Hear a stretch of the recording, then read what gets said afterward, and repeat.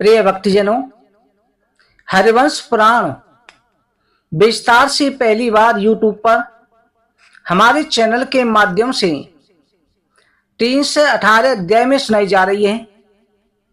इसे केवल एक बार सुनने से ही सभी दोष समाप्त हो जाते हैं। इसके साथ चाहिए, अगर किसी स्त्री को गर्भ धारण नहीं होता, शादी के कई वर्ष हो चुके हैं, कंसीव नहीं हो रहा है, या जिसकी पुत्री है पुत्र की प्राप्ति नहीं हो रही, उनको मदार की जड़, जिसे आंकड़ा भी कहते हैं, उसकी जड़ लेकर के रवि पुष्य योग, गुरु पुष्य योग या शुक्ल पक्ष के शुक्रवार को या किसी भी शुभ दिन उस जड़ को पहले निमंत्रण देकर के आए। उसके बाद में उसे जड़ में से आपको थोड़ा सा टुकड़ा लेके आना है, बाकी पेड़ को वहीं पर आपको जमीन के अंदर ही गाड़ देना है, जिससे वो सूखे नहीं। आप अपनी तरफ से ये करके चले आए, आगे प्रभु की इच्छा। उस जड़ को ला करके उसके साथ एक गोमती चक्र, पीली कौड़ी, एक कमलगट्ठा, रक्त गुंजा के 5 दाने और अपामार्ग की जड़, इनको लेकर के सभी को कच्चे दूध और गंगा जल में धोकर के हाथ में जल लेकर के संकल्प करें कि किस कामना से आप इसे धारण कर रहे हैं। धूप दीप जलाकर के संतान गोपाल मंत्र का एक माला जप करके काले पीले या लाल कपड़े में बांध करके कोशिश करें काले या पीले में धारण करें, और उसे काले धागे के द्वारा छोटी सी पोटली बनाकर के सी करके कमर में धारण कर लें। तो स्त्री के सभी दोष नष्ट हो जाते हैं। मृत बच्चा, काकवंद्या, बंद्या, सभी दोष नष्ट हो जाते हैं। इस उपाय को अवश्य करना चाहिए। साथ में हरिवंश पुराण के अंदर अद्भुत गुप्त उपाय भी बताए जाएंगे, जो आपको बीच बीच में किसी किसी दिन की कथा के अंदर बताए जाएंगे। प्रिय दर्शकों, अब कथा प्रारंभ करते हैं। श्री सूत जी महाराज कहते हैं कि ऋषिवरों, आगे की कथा का वर्णन करता हूं। राजा जनमेजय ने पूछा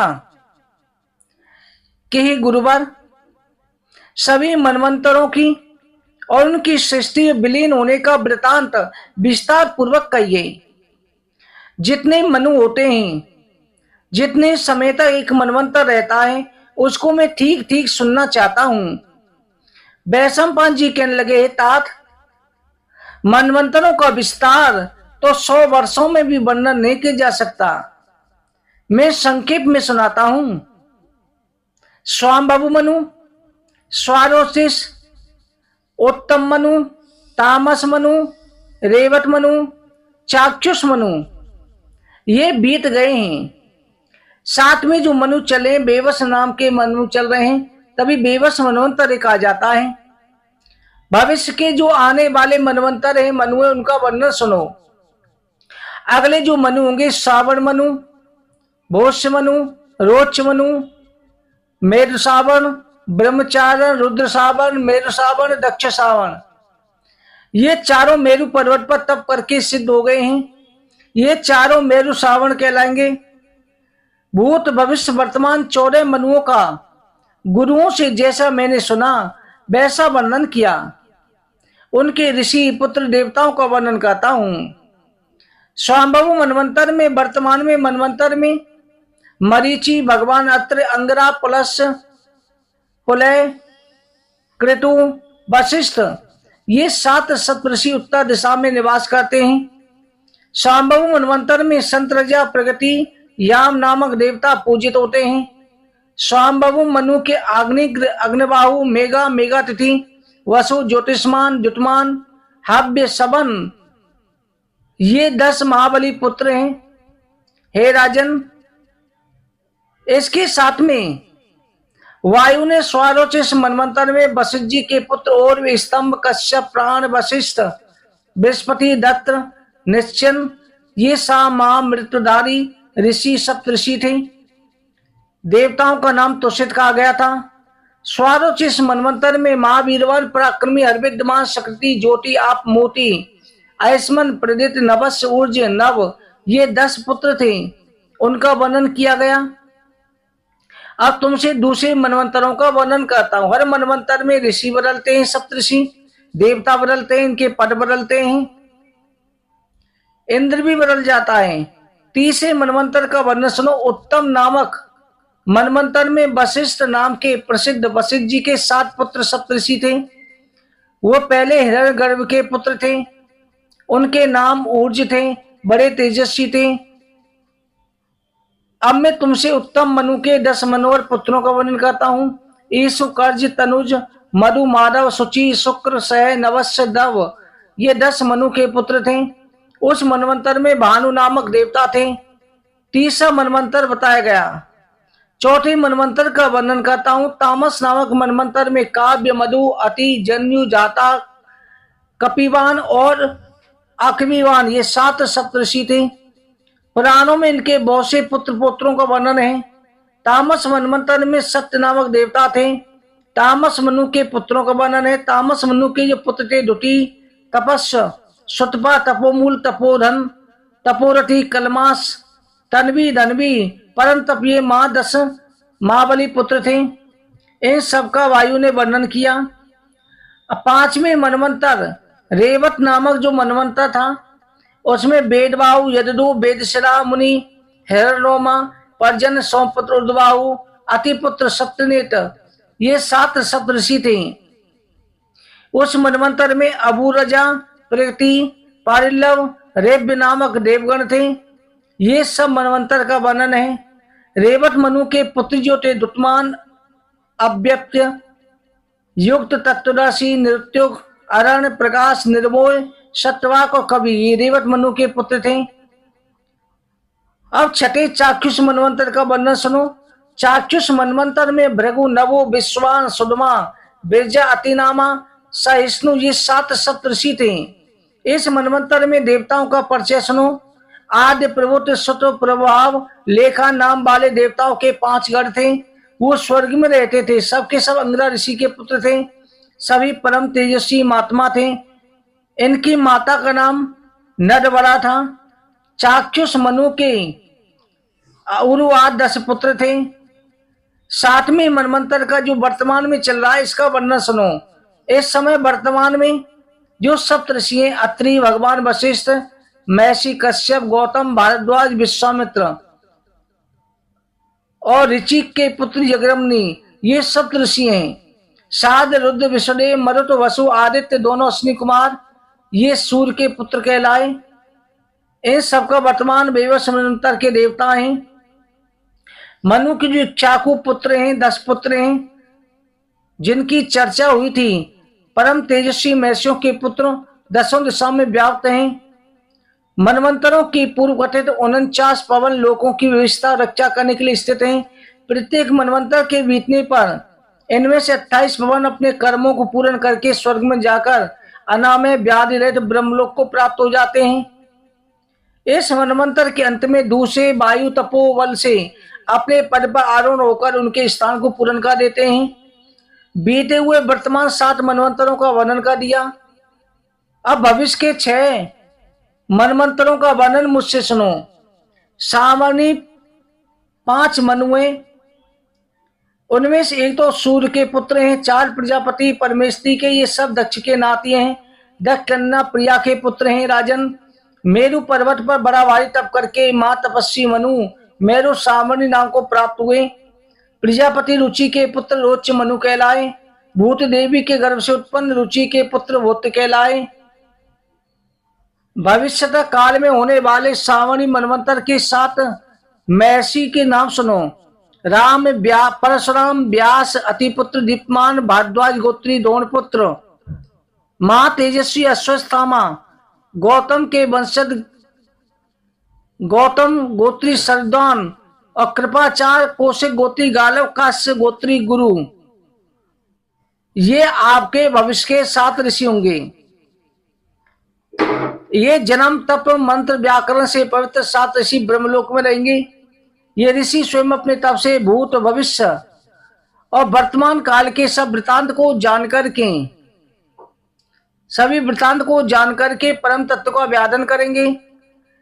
ये निर्दिष्ट कर्मों के नामों से जानकर कल्याण के भाग होंगे। ये सातों अपने गुणों से सप्तऋषि कहलाएंगे। दीर्घायु, मंत्र निष्ठा, सर्वसमत, दीर्घदर्शी, अपनी बुद्धि से धर्म के महत्व का प्रत्यक्ष अनुभव होता है। सत्य धर्म से प्राण रहने वाले महाभाग सप्तऋषि सतयुग आज सभी युगों में सर्वत्र ब्रह्मचार वर्णों की ये रक्षा करेंगे। धर्म से शिथिल होने पर इन्हीं ऋषियों के वंशज विद्वान पुरुष, मंत्र, ब्राह्मण भाग के देवता, प्रणेता बारंबार धर्मों का उच्चारण करने वाले जन्म धारण करेंगे। ये सातों वर देने वाले हैं। दूसरे पुरुष इनकी याचना करेंगे। यानी अगला जो मनवंतर है उसमें अश्वत्थामा, द्रोणाचार्य जो अपने जो इस समय शरीर को त्याग चुके हैं परंतु उनकी आत्मा अब भी विराजमान है ब्रह्मलोक में, वो भी सप्तऋषि पद को प्राप्त करेंगे।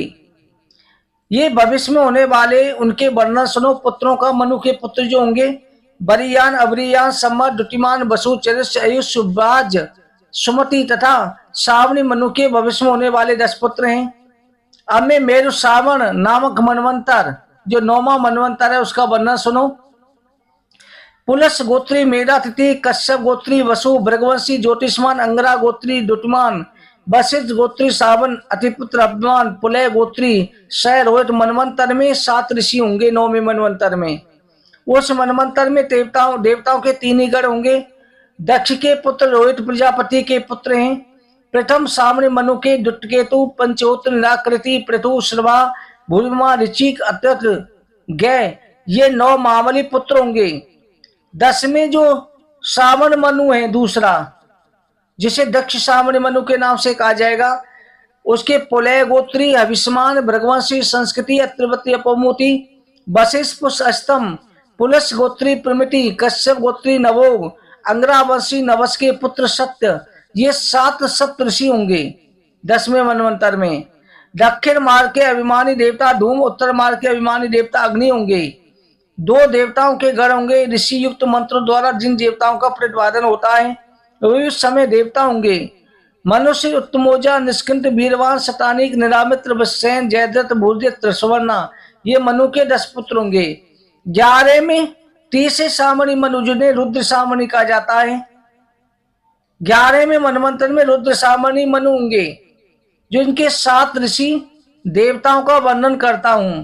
कश्यप गोत्री अहिष्मान, भृगवंशी अभिष्मान, अति गोत्रोस्पद तरुण, वशिष्ठ गोत्री अनग, अंगरा गोत्र में उद्देश्य, पुलस्य गोत्र में निश्चर और पुलय गोत्र में अग्नितेजा, ये 7 ऋषि होंगे। ये सब ब्रह्मा जी के मानस पुत्र हैं। उस मनवंतर में देवताओं के 3 गण होंगे। 30 श्रावणी मनु के समर्थक, 11वें श्रावण मनु के समर्थक सुशर्मा, देवा, नित्य, पुरुद्र, खेमधनवा, दयायु, आरस, पंडक, मनु, ये 9 पुत्र होंगे। और 14वें मनु के बारे में 12वें मनु के बारे में सुनो। 12वें मनु के मनवंतर में वशिष्ठ जी के पुत्र दुटी अग्निगोत्र उत्पन्न, सुतपा, अंगरा गोत्री तपमूर्ति, कश्यप गोत्री तपस्वी, पुलस्य गोत्र में उत्पन्न तपोसन, पुलय गोत्री तपोरवि और भृगवंशी तपोधृति, ये 7 जो सप्तऋषि होंगे। देवताओं के 5 गण होंगे। ब्रह्मा जी के संकल्प से उत्पन्न होंगे। 12वें मनु में देवस अदुर, देवस, विदुरथ, मित्रवान, मित्रसेन, मित्र देव, मित्रकृत, मित्रवाहु, सुवर्चा, ये 10 पुत्र होंगे। 13वें मनु में अंगरा गोत्री दुटमान, पुलस्य, अव्यप्य, पुलय, वंशोत्पव, तत्तुदाति, भृगवंशी, निरुषक, अति उत्तरी, सप्रत, कश्यप गोत्री, निर्मोल, वशिष्ठ गोत्री, सुतपा, ये 7 सप्तऋषि होंगे। देवताओं के 3 गण होंगे, ऐसा स्वयं ब्रह्मा जी ने कहा है। 13वें मनु के रुचि पुत्रों को 13वें मनु के जो पुत्र होंगे चित्रसेन, विचित्र, नय, धर्मव्रत, धृत, सुनेत्र, क्षेत्रवृद्धि, सुतपा, निर्भय, दृढ़, ये 13वें मनवंतर में रोच नामक मनु के पुत्र होंगे। 14वें मनवंतर में भोज नामक मनु के भृग गोत्रोसन, अतिबाहु, अंगरा गोत्री शुचि, अंगरा गोत्री युक्त, अति गोत्रोत्पन्न युक्त, अत्रोति शुक्र, वशिष्ठ गोत्री शुक्र, पुलय गोत्री अजित, ये 7 सप्तऋषि होंगे। और जो अगला मनवंतर है ये 8वां, इसमें इंद्र जो बनेंगे राजा बलि बनेंगे। राजा बलि को इंद्रपद दिया जाएगा। इस प्रकार से 14 मनवंतरों का वर्णन किया। मनुष्य जो इनका श्रवण करता है, नित्य प्रति सुनता है, भूत भविष्य वर्तमान काल में हमेशा खुश रहता है, उसकी दीर्घायु होती है, चिरंजीवी होता है। भोज मनु के तुरंग भीरु विप्र तस्वान उग्र विमानी प्रवीण जिष्णु शक्रण तेजस्वी सबल, ये 10 पुत्र 14वें मनु के हैं। इस तरह से ये सभी मनुओं के मैंने नाम बताए। इन मनवंतरों की कथा, ये 14 मनु 4000 युगों तक राज्य करते हैं, जो ब्रह्मा जी का एक दिन होता है। भक्तजनों, 7वें अध्याय में इस कथा का वर्णन किया गया। बोलो हरवंश महापुराण की जय।